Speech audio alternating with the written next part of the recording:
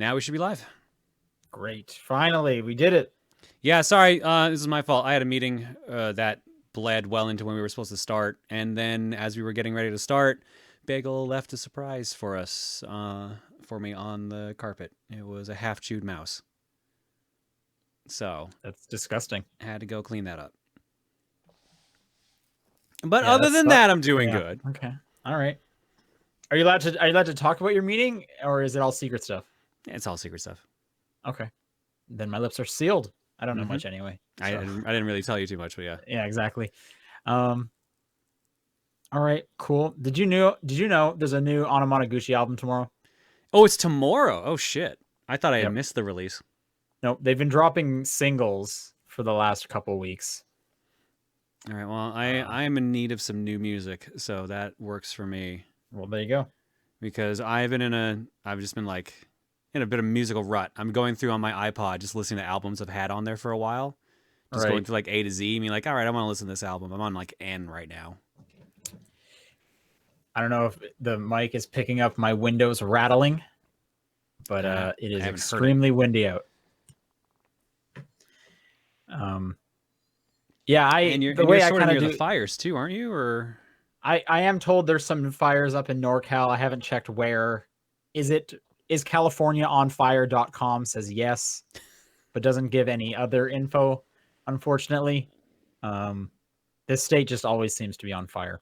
I am going down to the LA area again tomorrow, though, so I will be escaping any possible danger. I'm doing another Spartan race tomorrow, or not tomorrow, on Saturday. Okay.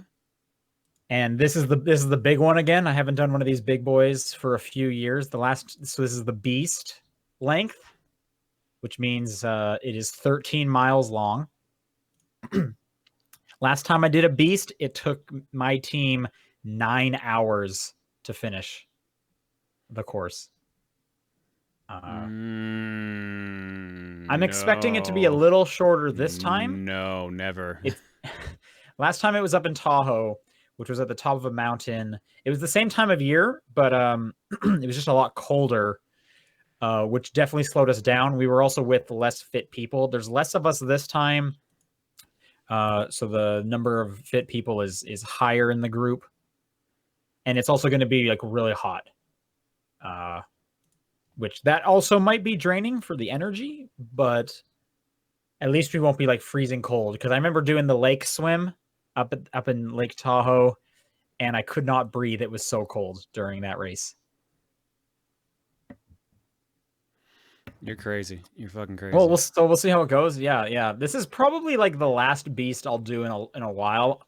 The thing is, my girlfriend and I are running out of Spartan races to do in the area because we don't want to repeat any of them because that's pretty boring. They're usually not very different. This one itself is like a 6-hour drive away. So we're getting to like the outskirts of the possible like easy to access ones. But yeah, next week I'll tell you guys all about that. I'm sure it'll be a lot of fun. Actually, we got really lucky though. The area that the race is taking place is about an hour away from my girlfriend's parents' place. So that means we have a place to crash tomorrow night. And then our plan is to wake up early Saturday, go to the race, and then a place to come back to. We didn't have to get an Airbnb or something. People will be there to like make us dinner and stuff, which that'll be a godsend after that, all that running and lifting. Nice. For those who don't know, maybe they haven't heard of me talking about the Spartan races. If you know what a Tough Mudder is, or like a mud race, it's like that, but a hard version of it. Because Tough Mudders are weak sauce, as far as I know. They're for babies. Yeah. Like I'm told in the Tough Mudders, you can just skip the obstacles and no penalties.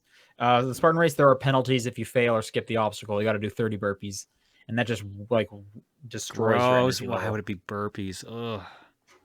That just rips your energy right out of you, and then you got to start running again. So I'll talk about that next week. Well, good luck with that. Thanks. What have you been up to in the previous week?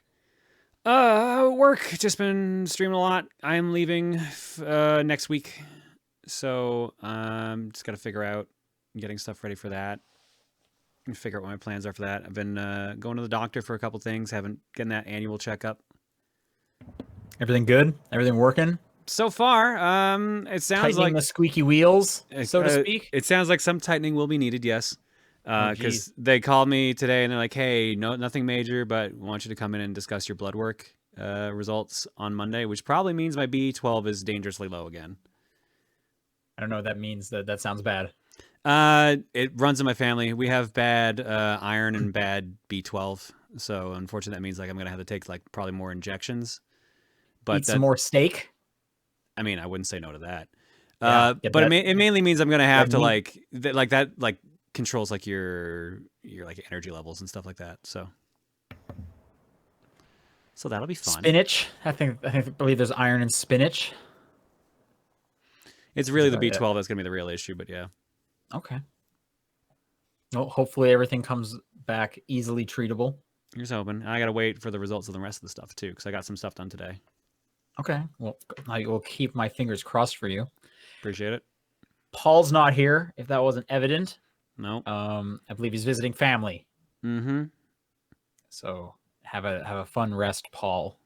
Well, I believe he's back next week. He didn't say otherwise, but Yeah, we need to figure out what day we're doing next week too, because I'm gone Friday and I don't want to do Halloween because I have a neighborhood that's gonna have trick or treaters. right. Do you have? We should talk about that because who knows when we'll be recording next. What are your plans for Halloween? Well, since we're in a new neighborhood, we're gonna do some trick or treating. We're gonna take some trick or treaters, like coming in, like give them candy, and a couple days before, we're gonna be doing a murder mystery on stream, so I have to dress up for that.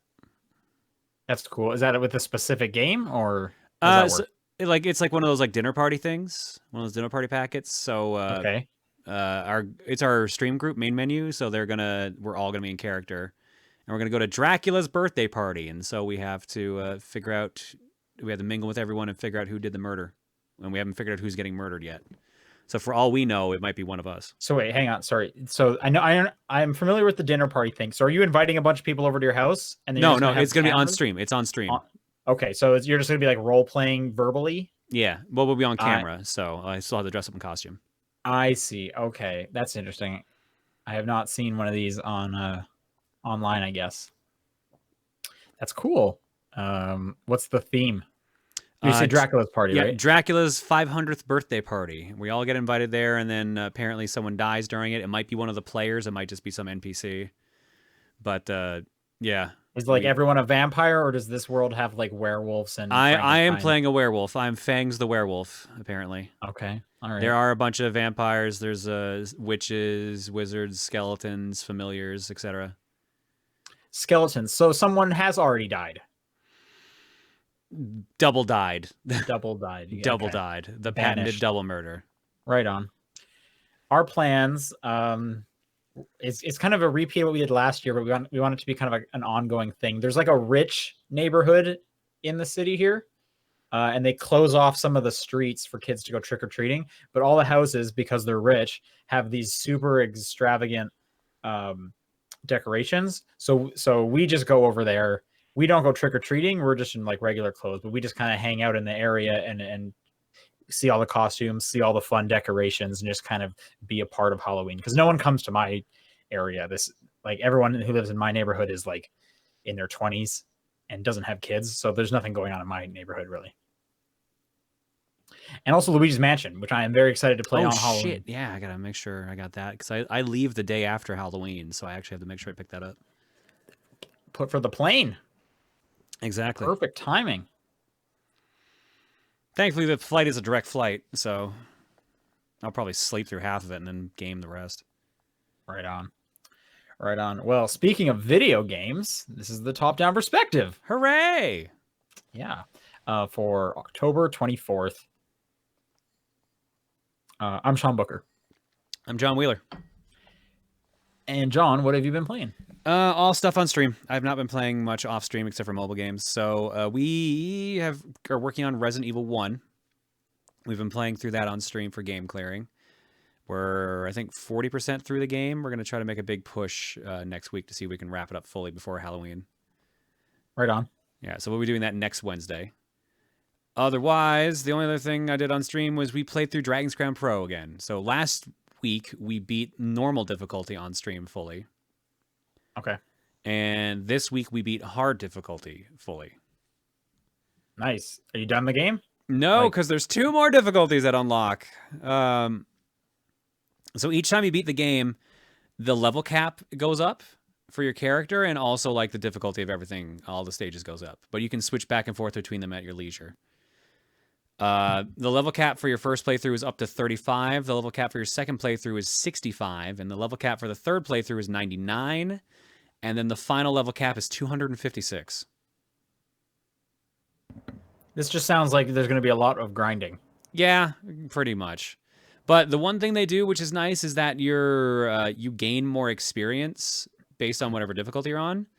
So on normal difficulty, whatever your score is, you get 10% of that as experience. On hard, you get 50% of that. And on expert or infernal, I think is what they call the next difficulty, you get 200% of that as your experience. Okay, so these jumps in levels actually don't really mean much since the experience is going up just as exponentially. So Yeah. it's pretty much the same grind every time. It's pretty much, yeah, pretty even. Okay. But like everything hits harder is the trade-off, so. But so do you. Yeah, you hit harder, but your defense is slower to climb. Like right now, the easiest boss that we could fight was like level 70, and we're level 62 or something like that. Is that a huge difficulty jump? I don't know how as long as you don't get hit. No, if you do get hit, like the boss like one shot a couple of our characters, and normally it can't even do that. All right, right on. So yeah, we're probably not going to do the next difficulty on stream, but we might do it for fun. And there's a randomized tower that you get to go through as well. That's tied to beating each difficulty. So we can't finish that until we've actually beaten the last difficulty. So. What you mentioned some mobile games. I'm just curious, what are you playing these days? That's still that Fist of the North Star one, but I'm getting pretty burnt out on it because the content they're adding is real slow and not interesting. And I started playing that new King of Fighters one, King of Fighters All Star. It's a beat 'em up. Okay. So that one's also free to play. Yep. Okay. But this one seems a lot more forgiving than the Fist of the North Star one is, because they've just been like throwing stuff at you. There's like a couple hundred characters, free pulls for characters daily, stuff like that. So it seems better than the Fist of the North Star one is, honestly. Okay. And it's more engagement since it's not just tapping. It's literally like control stick, type press buttons for your moves and like do combos and stuff like that. It actually is more engaging, I would argue. How much Mario Kart Tour did you end up playing? Not much. I basically, at this point, I load it up just to see what the free thing of the day is and then turn it off. I literally don't even play it anymore. Just the login bonus? Yeah. Because I'm like, all right, I'll take free stuff. But last time I turned it on, there was like a 200 megabyte download because I guess they added new characters. And it failed halfway through the download, so... Yeah, it literally told me, it says right now, the game crashed. Just straight up. It's telling me this, and I turned my phone off just as I was trying to show you. Maybe you should just uninstall it. Just take it out of your life. That's not a bad idea. Do you have any of the other Nintendo games still installed? Yeah, I still have Miitomo installed. Why? Because I haven't run out of room. Okay. All right. Anything else you want to talk about? Nope, that's pretty much it for me. All right. I've been just kind of dipping my toes in a bunch of stuff this week. I didn't play anything for like very long, but Overcooked 2 had some new DLC a few weeks ago. Nice. And my buddy and I finally cleared out some co-op space to play through it. This was the Carnival of Chaos. So you're making fair food. Okay. Specifically hot dogs. There's like a condiment machine that you have to like press a button to change which condiment will come out. Then you bring the hot dog over to it, cover it in ketchup or mustard. What else was new? Donuts is a new one. So you're deep frying the dough. And there's drinks, which work just like the condiment machine. You hit a button to change what flavor of drink will come out, and then you go get your drink. I think that was it for the fair, for the new ingredients. They also added some stages that had cannons in that you had to like fire each other across the level to like different platforms. Interesting. So some of those got pretty silly because some of them, the cannons would be specifically targeted to this area. Others, you could move the cannon of where you wanted to shoot your teammate. So some of those levels do get pretty crazy. But, you know, hey, Overcooked 2 is still fantastic. Speaking of incremental updates, Division 2's Episode 2 went free for everyone who did not buy the season pass. So that's public now. That's just like 2 new stages to play through. So my buddy and I ran through those. I'm here to report Division 2 is still a fun game. There's nothing really much else to talk about with the Division 2. More interestingly is I've been playing a game called Manifold Garden. This came out on Apple Arcade about a week ago. It came out everywhere about a week ago. I think the only other platform it's on is the Epic Game Store, if I'm remembering correctly. The closest comparison to another game I can tie for this one is Antechamber. Did you ever see or play that? I've seen it. Yeah, so that game is all about like super weird visual spaces that kind of don't make sense. If you think of like an MC Escher painting of like stairs leading to the same stairs, stuff like that. You know, this is very similar in that case. And it's a puzzle game. You're trying to make your way through the different kind of challenge rooms.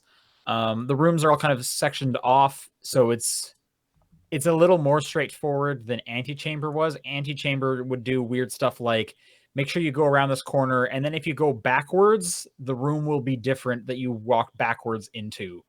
Like that one was just like super obscure and kind of messing with you. This one is more you go into a room, there's a closed door at the other end. How can you get the correct color cube on the like open panel to open that door? And then the big mechanic here is you can shift the gravity. So if you go up to any kind of wall or even surface, you can then put your gravity to be that wall. So, you know, if you're watching the video version, if I walk up to my wall here and then shift the gravity, I'll now be standing on this wall. Okay. And the whole room will just rotate basically. And then, but the cubes that you interact with, they will only move or be able to be picked up if the gravity is on their corresponding surface. So you need to figure out how to manipulate these blocks around the course. And it's pretty cool. Really good, nice look to it. I kind of like it more than Antechamber. Antechamber was a lot of just like everything's white and then just like blinding bright colors. This has some more texture and it's a little toned down. I really dig the look of it. And a cool game just to have pop up on Apple Arcade for sure. So digging that. And continuing on with Apple Arcade is I've been playing a game called Oceanhorn 2. I did not play the first Oceanhorn, but this is a Zelda-like, where there's just straight up dungeons. Your character has like a blue shirt that looks kind of like Breath of the Wild Link's tunic. He has a stamina meter when he runs or climbs. It's very pulling a lot of stuff from Zelda. This is a very good example of like you can play it with the touch controls because it's on the phone, but iOS 13 does allow controller support, and the game is so much better. Like it just runs like a typical action adventure game, and it's kind of crazy when you're playing it with the controller. It's like this is just a full-fledged game. This is probably the best example of like if you want to show off what like mobile games can look like now, take a look at Oceanhorn 2 because it is just like a standard ass video game that just happens to be played on your phone. In the same way of like if you control like Fortnite or PUBG with your controller, I don't even know if they both have controller support, but that's just like the full version of the game for the most part. So I'm going to play through that. I don't know if I'm going to get through all of it because it's 12 hours long. Wow. And there's a lot coming out. There's a lot else I want to play, but I'm noodling around with it. And yeah, that's Oceanhorn 2. Yeah, Professor Mitchell in the chat says, I beat the first Oceanhorn earlier this year. A little clunky, but still fun.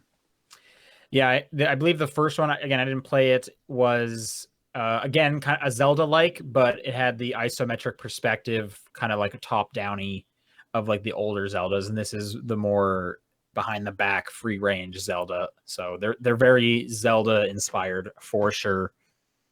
You know, you're going into dungeons, you're getting an item in the dungeon that will help you proceed through the environment in different ways now.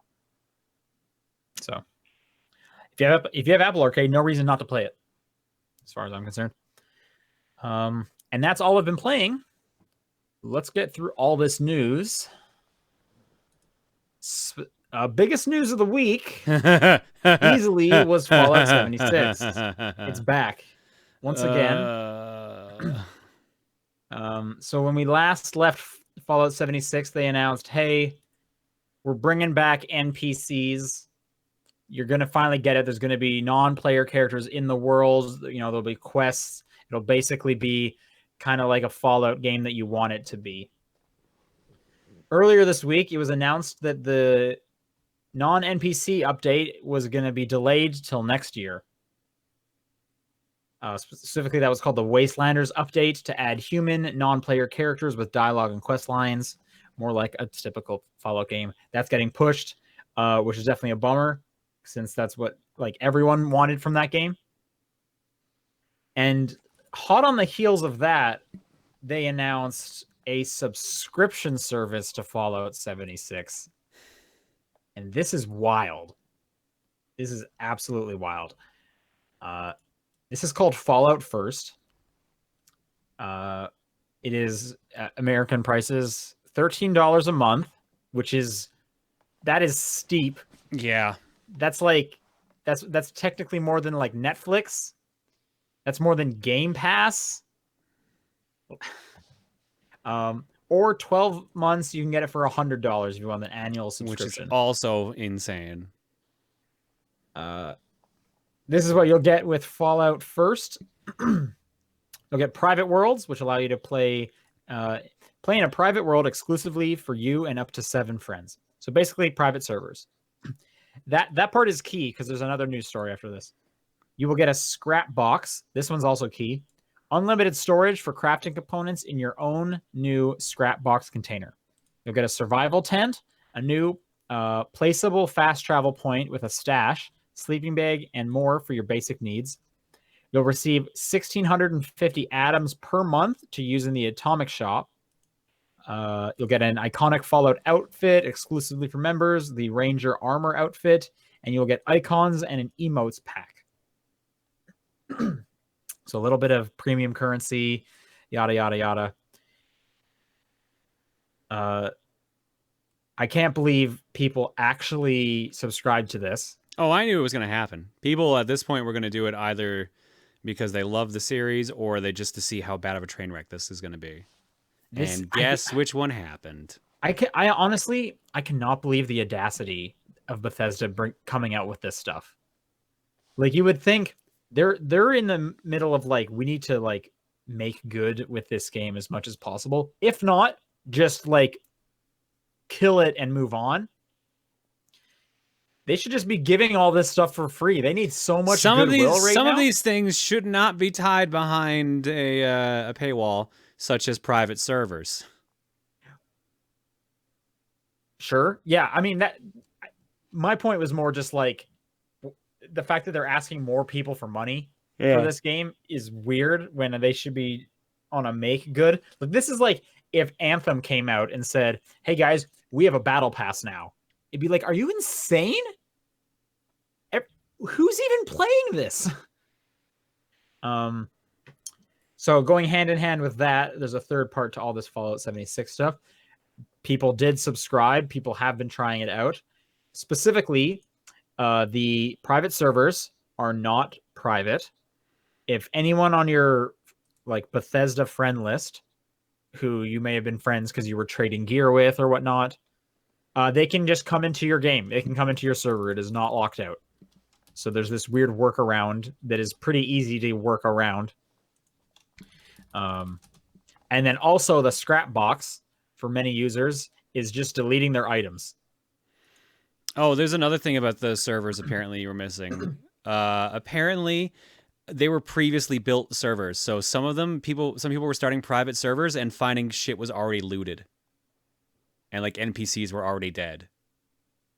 Oh, I did hear about the dead NPC thing, right? I didn't like connect all the dots. This is weird, man. This is insane. This is like awful, actually. I would have loved to have been a fly on the wall when they decided to ask for more money for this dumpster fire. And then I would have loved to have been a fly on the wall when this backlash came back, all the bugs came back, and then they had to have a meeting about it. I want to know, like, what platform is it you can buy this on again? Because it's not on Steam. It's not? Why wouldn't it be on? Is it just through their own launcher? That's what I'm trying to figure out, because I typed in Fallout and I didn't see it on there. 76 doesn't bring up Fallout 76. I don't know. I haven't tried buying Fallout 76 for. I was trying to check what the specific price reasons. of the game was now. That's what I was trying to check out. I feel like, okay, it looks like at the moment it is typically about $20 American. That's the cost to get into Fallout 76. Makes sense. That game came out a year ago yesterday. Oh, wow, you're right. But just like this game cannot catch a break. Holy smokes. I cannot believe it. There is a book to be written about this game that I would love to read. I would love to read like a Jason Schreier from Kotaku piece when he had that deep dive on what went wrong with Anthem. Yeah. And he talked to those people. I would love for him to do something similar with Fallout 76. Hopefully someone does. But you know, the process continues. I'm sure this won't be the last we hear of Fallout 76. So I guess good luck to them. I don't wish ill will on this game. This is also kind of weird. Shroud, popular Twitch streamer, maybe you've heard of him, is moving to Mixer. Yep. Another purchase and snipe by Mixer. Yeah, Microsoft. You'll definitely know more than me, but correct me if I'm wrong. After Ninja, the biggest streamer? One of. He has 7 million followers. On what, like on Twitter or Twitch? On Twitch. Okay. Who else would be that big if he's not the next biggest? Dr. Disrespect's gonna be pretty big too. Okay, yeah, sure. I have definitely heard that name. I'm actually doing some searching now to see who is the most followed now. Yeah, Dr. Disrespect has Play something. about 3.8 million followers right now, so he's pretty high up there. 3.8, but you said Shroud has 7, right? Yeah, so he would be one of the biggest. He would have been probably the biggest at that point then. I'm trying to find, remember the site that shows the biggest streamers, so. Just, yeah, kind of a big move. Obviously, earlier this year, Ninja switched to Mixer. That was a huge deal. We never really heard how much Microsoft paid for that, and I'm sure we never will hear. But I am so curious. I'm so curious what the like long play is that Microsoft sees. And actually, I don't even know this. I haven't looked into this. I don't know if maybe you've heard any kind of statistics. Has Mixer grown in any way after Ninja? Anyone who plays like shmups. Anyone who plays like first person shooters and stuff like he does. Oh shit. Hang on. God damn it. Fuck, I forgot I can't click links right now because that's gonna kill the camera. Yeah. Yeah, so shit. Yeah, growth has happened for anyone who's already playing like Fortnite and stuff like that. But primarily, what that did was that brought over, you know, a fraction of Ninja's audience, and they've stayed with Ninja. Some people who are also playing Fortnite have seen some increase because he'll go host people. But otherwise, like most of the growth has mainly been for him. But I don't think that's actually really what their plan is. I think their plan is mainly just getting people on their platform. And right, that's what I'm wondering. Even if they're just only going to Ninja, that's still people on the platform. Sure. Yeah. No, it's people watching their, the ads that they are selling. Like, it's definitely good for them. And then, I can easily see, you're there to watch Ninja, but you see an ad for another game that you like. It's like, oh, what's this guy? Man, Ninja's not streaming it right now, but I'll watch him for 2 seconds. And there's another ad they sold you. There's a. All right. So to answer what's going on here, the most followed, Shroud. I probably was at the time the most followed channel. Now he's the second most. I can't tell if that changed since the announcement because people tend to mass unfollow when that happens. Because they're just like Twitch diehards or something. Why would you unfollow? Yeah, exactly. They're like, well, he's never gonna go stream here again, so I guess there's no point following him. The channel in the lead right now is called Tfue, TFUE, and they've got 7.177 million followers. Tfue, that sounds familiar. I want to say maybe Dota streamer. Maybe that's my guess. Let's see what their most streamed game is. Fortnite. Okay. Well, I don't believe it. Let's go 360. Let's go with the past year. Yeah, Fortnite, definitely their most streamed. And Fortnite Uno is popular. And hell Uno. Yeah, there we go. Now we're talking video games.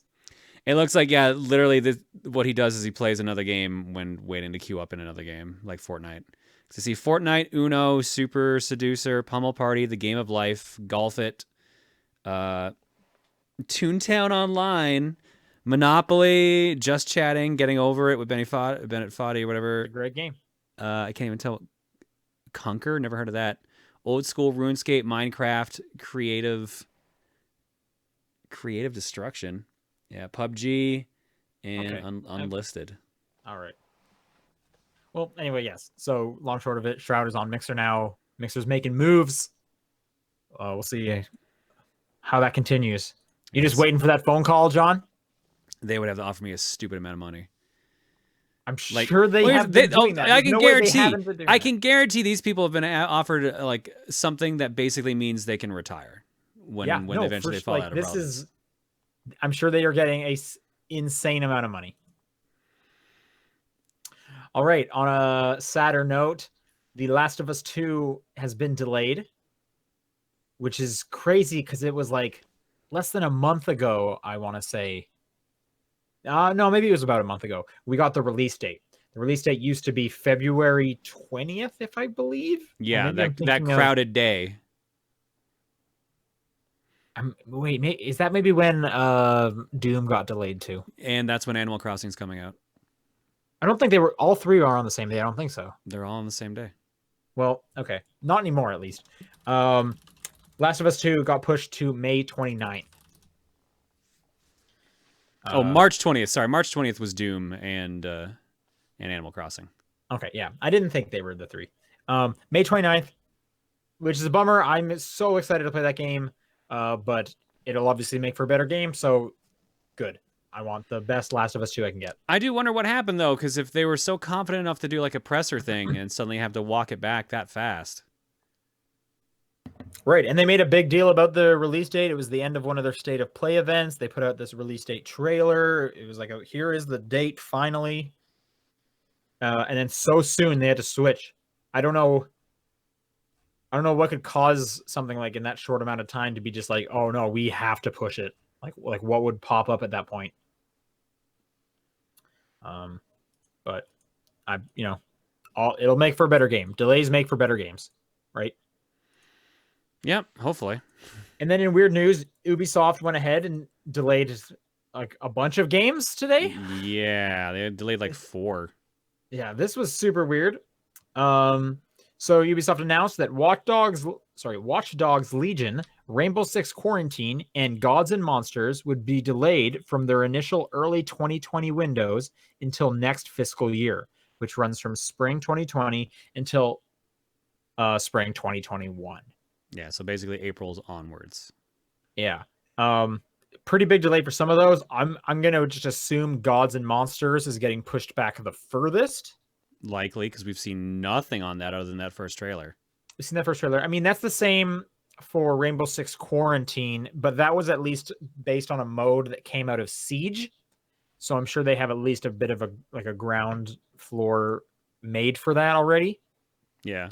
The weird one is Watchdogs Legion, because that seems pretty far in development, and I understand it's been in development for quite a while at this point. So I'm curious how far that's getting pushed back.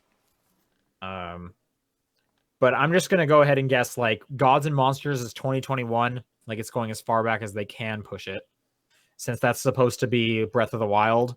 But Ubisoft's take on it. I'm saying Watch Dogs is not getting pushed that far. My guess is going to be like summertime and then quarantine in the fall. Maybe Watch Dogs gets pushed to the fall just for like the holiday bump that they would want around that. I don't know. Yeah, because if they pushed Watch Dogs just to the summer, they probably would have just announced the new release date for that. But if they push it too much, then it's going to fall into the new console cycle. Because remember, those are supposedly coming out next holiday season. I mean, they're definitely going to come out. I don't see those getting pushed. But Ubisoft has also been the publisher to put out on both platforms. Like, I don't see why that would be an issue. That's fair. That's a fair point. I think it would be weird if Watch Dogs Legion didn't come out on the PlayStation 5 when it's so close. Like, almost every game at this point, I'm sure they're also making a PlayStation 5 version of it. Right? They have the dev kits. Yeah.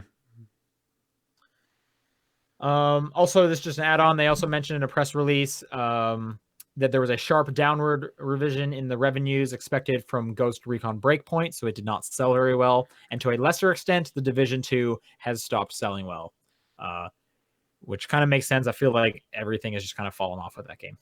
Yep. All right, here's a small little story that I just picked up, mainly because of all the Apple Arcade stuff that I'm in right now. Xbox is partnering with several manufacturers, specifically people like 8BitDo, GameVice, Hori, PowerA, Razer, to make accessories specific to work with their whole Project xCloud platform. As a quick refresher on Project xCloud, that's their streaming service that will be Stadia-like. So you'll be able to play your Xbox games on your phone, for example. The first accessory they announced is a clip. I want to see what was the actual name of this. The Moga mobile gaming clip for Xbox wireless controllers. I talked about one of these basically last week. It's one of these things. Whoops. Can't see it anymore. Yep. Now I need one, apparently. It clips onto the back of the Xbox controller. You slide your phone into the top. You can play your phone controller. They're both being held nicely. It's basically one of those, but just like a beefier one. This Moga one has like 2 articulating points. So you can change the angle at which the phone sits and whatnot. Definitely looks nicer than the one I got, but then again, theirs is $15 and mine was $4, and mine's already out. So just kind of interesting that they're getting into that market. Makes sense because people are going to want these for sure. They're super handy to have. I still think just get the $4 one. Like, it's fine. It's fine. But that's the thing that's happening. And this next news story is weird. Oh, yeah, this one. All right, cool. So there was a Japanese live stream. I guess it was an IGN live stream. Yeah. This happened yesterday. I guess it happened at 7 p.m. Japan time, so I'm not sure exactly what that is for us. But it involved Suda51 and Swery announcing that they are working together on an indie horror title called Hotel Barcelona. Small budget, $1 million. It's going to be published by Devolver Digital. However, when that got announced, Devolver responded to like the tweet saying this is the first we've heard of that. I'm not sure who's telling the truth here. I also didn't look it up. The game apparently they got clarified later. They were going to pitch it to Devolver. Like, they're like, Devolver seems the most likely to let us actually do this. So okay, they had not apparently pitched it yet. That's so weird. And we plan to pitch it to Devolver. Looks right at the camera.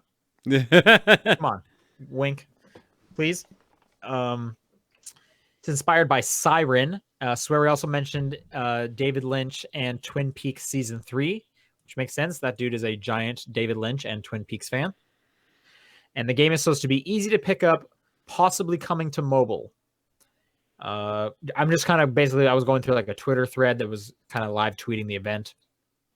Oh, yeah, Suda and I saw Swery this. texted Yeah, I was gonna say uh, you read that out. Kichiro Toyama, Yeah, Toyama. the, the creator of Silent Hill and Siren, live on stream to ask if he would get involved with their indie horror project, and he said yes. So, okay, sure. Yeah, small correction. There have been talks with Devolver to make this game, but apparently nothing is concrete yet. Okay, there you go. I hadn't seen this correction at the time when I grabbed the news story. I just saw Devolver saying this is news to us, which I found very funny. But I'm happy Swery's making more games. I always want that guy to keep making games. Partnering with Suda, that seems like a dream team of weird video game. Unfortunately, it's a horror game, so I'm probably not going to play it. Yeah, they also showed some new concept art for No More Heroes 3. I think that was Okay, I think that was the same thing as well. They showed off the design for a repeat character from No More Heroes 2. I can't remember her name right now, and they showed off new designs for Destroy Man. And he straight up, they had 3 different designs for Destroy Man, and Suda straight up said, "Yeah, this last one here I want to keep for No More Heroes 4." So clearly, No More Heroes 3 is not planned to be the end of Travis's storyline. I mean, I feel like that guy will just keep making No More Heroes games as long as he can at this point, whether people like them or not. We got some more news on Stadia. It continues to be negative. I don't believe it. Yeah, they have now, in an article or a discussion with The Verge, Google tells The Verge that neither set of buyers, specifically, they announced they have sold out of the Founders Edition, and now you can buy the what's the new one called? I don't know. There's a new edition you can buy. I forget what it's called. You don't get the buddy pass. It's the same price basically. You're missing one thing. It's who cares? It's at this point it's just a big sigh. Anyway, Google tells The Verge that neither set of buyers will necessarily be able to play at 9 a.m. Pacific time on November 19th, the date that Stadia is to launch. Because Google's shipping out kits in the order they were received, and the new Premier Edition, there we go, that's the name I could not remember, apparently won't have shipped by that date. Wow. So even if you pre-order the Premier Edition, you will not get it at launch. Google pointed us at its blog post from last week, and sure enough, it technically says that Founders Editions will only start arriving on November 19th, and that you might only get to play starting at 9 a.m. Pacific time that day if you're one of the first gamers who pre-ordered. This is weird. You would think Google would be good enough with shipping their stuff out on it in a timely manner. You'd think of all companies, yeah. They got it. If this was analog, okay, they're a small shop. I get it. This is Google. What? So who knows if I'm going to get mine on the day. I'm going to assume I will because I pre-ordered it immediately because I was watching the announcement and I was curious. So I'm assuming I'm in the first. If I'm assuming I'm one of the first gamers who pre-ordered. But we'll see. Every week, I swear, a new thing comes out that is just makes me just shake my head and just question this whole thing. I do wonder how long this project's going to live. I really do. Well, it's got to be for a while because they have so many things that aren't coming at launch that they promised. So, it's got to be for a bit at least. I mean, it doesn't even go to the public stuff, the non-founders thing until next year. We'll see. This is a train wreck, and I'm gonna be there in the front car. Keep us posted. Yep, that's the plan. Last bit of news comes from Death Stranding. Conan O'Brien is going to be in the game. Of course. I'm gonna just read you this tweet from Hideo Kojima. It's also accompanied with a minute-long video. Feel free to look that up. Conan O'Brien appears as a prepper, the wandering MC in DS. You get Sea Otter suit when you get connected with him. With this suit, you'll be able to swim easily in the river. You won't be drifted away. BB would be happy as well. And then a string of emojis. That is quite the string of emojis. Wow. Yeah. What is this game? What is this game? I'm so excited What is to this game? experience this and like, Are you gonna play it? yeah, but I'm out of the country when it comes out, so I gotta wait a couple days. Okay, but you do plan to like check it out and be a part of this. Oh yeah, yeah. I want to be. All right. I want to figure out what the fuck Death Stranding This is. seems it from everything I've seen and heard, it seems like not your kind of game. Oh, it 'Cause probably won't be. It probably won't yeah. be. But Kojima is my kind of game. So Okay. Okay. Yeah. Honestly, like I gotta know. I gotta know. I gotta know. Much like Stadia, I gotta know. And all right, that'll do it for news. So let's do some questions. If you'd like to send in questions, it is topdownperspective@gmail.com, at TDP Podcast on Twitter, the Discord channel, or John's P.O. Box. This first one comes in from Suku Suku. Are video games too long on average? Perhaps instead of games being too long, maybe there's too many games coming out at the same time. also Or that. it could just be adulthood taking away all my precious time to game. Also And that. it's not games at all. But I feel like I'm struggling to keep up for one reason or another. It is literally all three of those things at the exact same time. So, John, I ask you, are video games too long? Some of them are. Some of them are way too fucking long. What game's too long? I want to hear it. I want some concrete examples for these statements. All right. Here's a question to you before I start listing games. How long do you quantify as too long? Because I consider a game that's over 100 hours long too long. I mean, this is going to be subjective. I feel like there's going to definitely be games where you can say like this is padding at some point. This is too long. Like I would probably say like Skyrim. See, and I know people that'll be like, no way, that's what they're there for. You know what I mean? Yeah. So that's the problem. Like you can beat that game in like I'm looking at how long to beat. The average for just beating the game is 33 hours, but then like the main and extras is 100 hours. Like doing literally everything in the game is 220 hours. That's just like no. Right. I think so. It definitely. So there's definitely like a prerequisite to get aside is everyone's different. You know, when I was a kid, the longer a game was, the better, because I could not be playing a new game every week. As an adult, I'm playing 3 new games each week, because I have Game Pass and I have Apple Arcade, and they keep stuffing games down my throat, and there's so many of them. Yeah, so this is the thing that goes up with it. Like that's what the next part of the question. Like, there's too many games coming out at the same time? Yeah, especially now because we're in fall, and this is usually when they all come out right before American Thanksgiving. So like everything's starting to get condensed here now. So too many like long games are coming out at once. That's always been the case. There's always been the end of the year rush. Like the holiday season is always big, right? That's never been different. Yeah, but games have been progressively getting longer in length to try to have consumers get their money's worth out of them.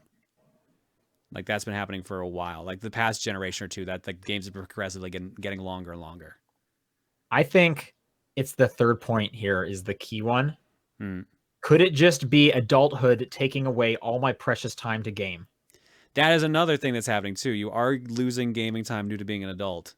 I think that is the most true statement, because when you're a kid, you have so much free time and no money to buy games. And then it swaps. It does a complete 180 as you grow up. You have no free time, yet you have the money to buy games. Yeah. So you're buying all these games because you're a kid inside, and that kid's not dead. And that's when the backlog comes, and that's what kills you, because it eventually falls on you and you suffocate under all those games. But yeah, no, the thing is too, like you have less time to put towards games. Games in general take longer to beat now.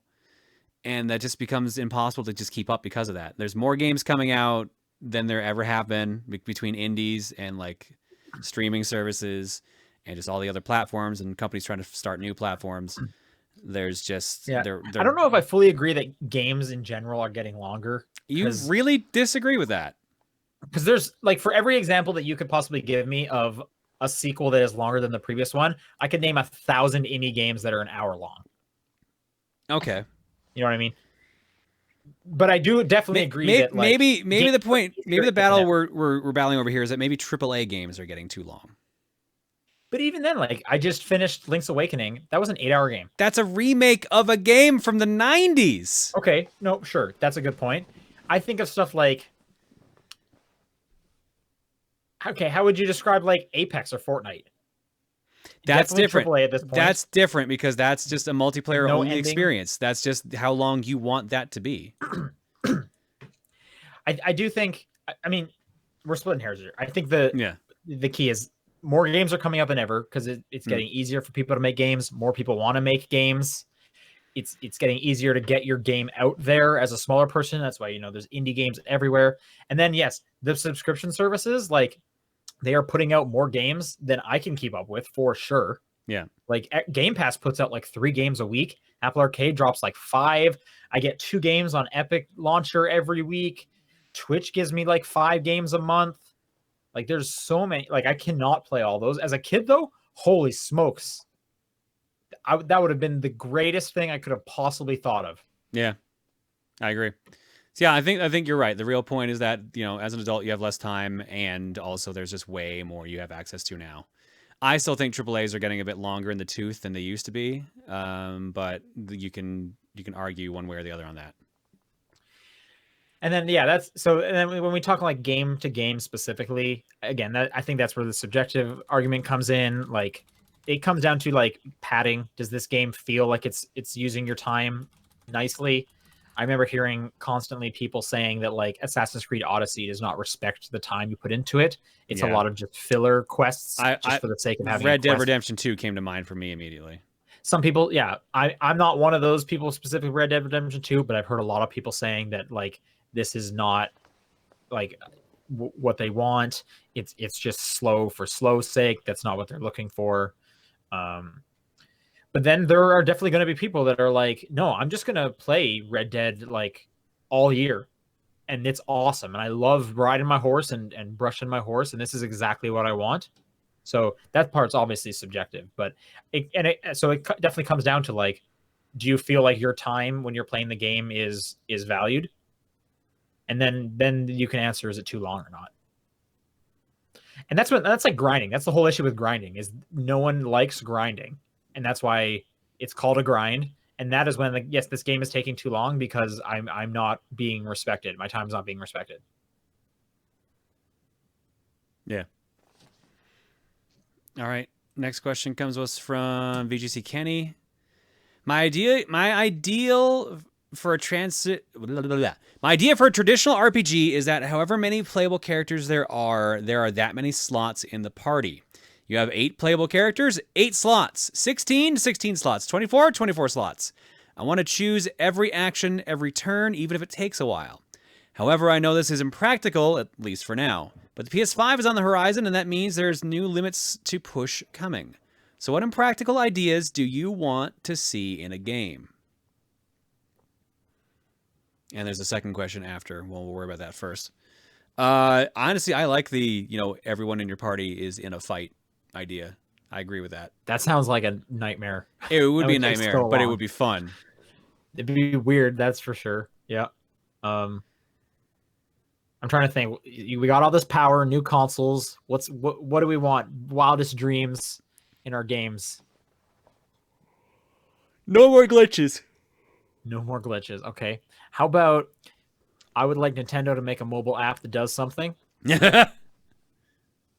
Yes, also that. Like anything, please.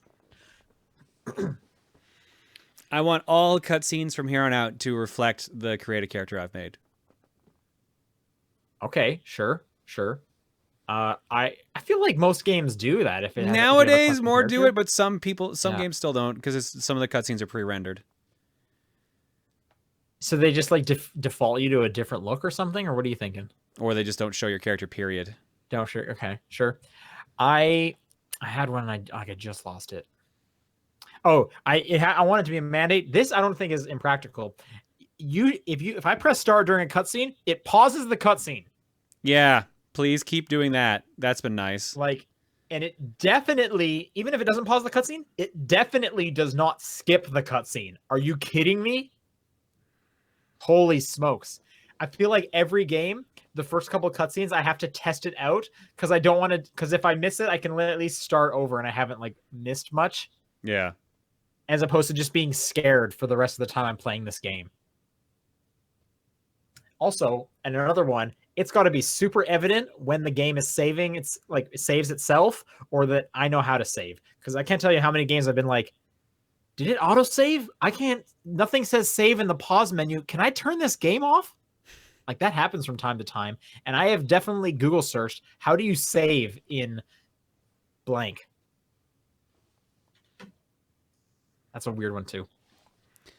All right. Next question they send in is, would it have been better if Pokemon didn't announce the removal of the national dex until right before the game came out?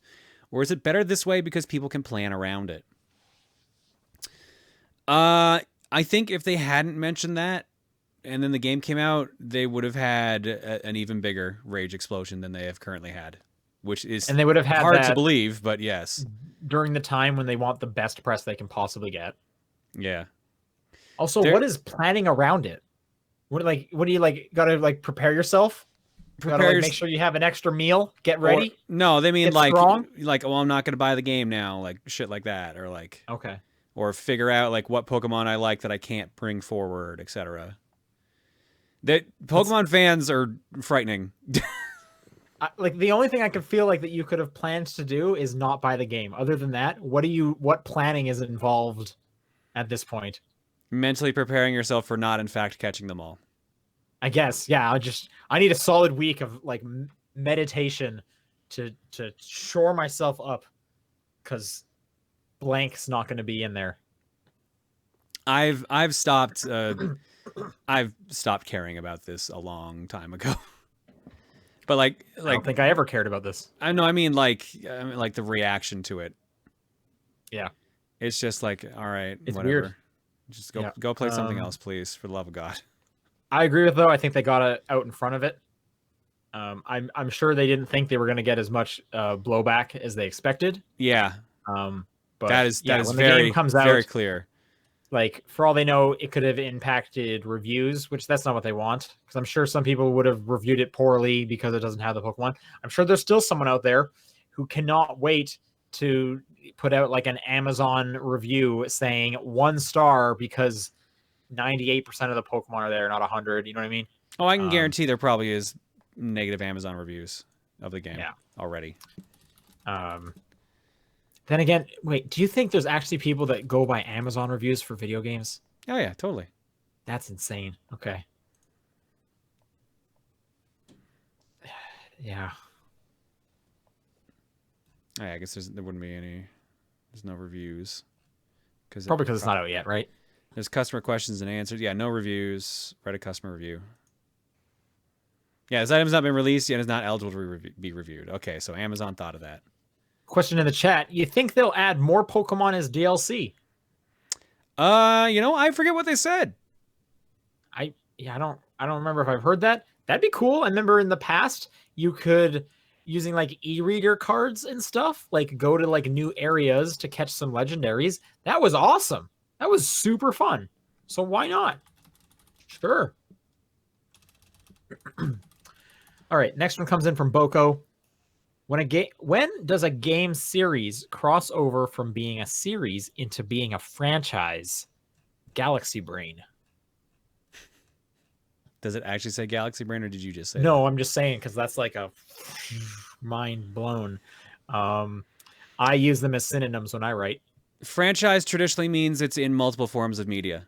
So that means if it's a video game series, there's like a comic book or a web comic or a TV show or a video series, etc.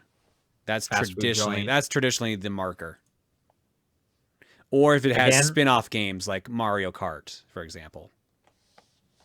I can definitely see that.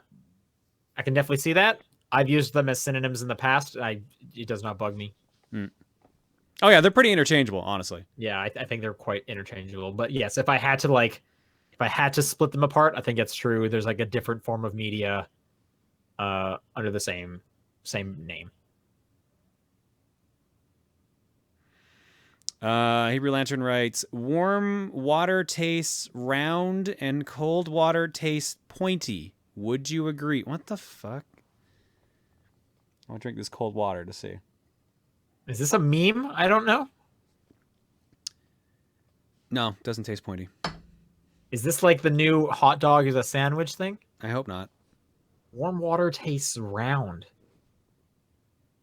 Cold water tastes pointy. I don't know. Moving on. I'll read this last one from Lucas. Okay. Each of you are one of the 5 members of the original Avengers: Iron Man, Thor, Ant-Man, the Wasp, the Incredible Hulk. Which Avenger are you and why? There can be no duplicates amongst the 3 of you.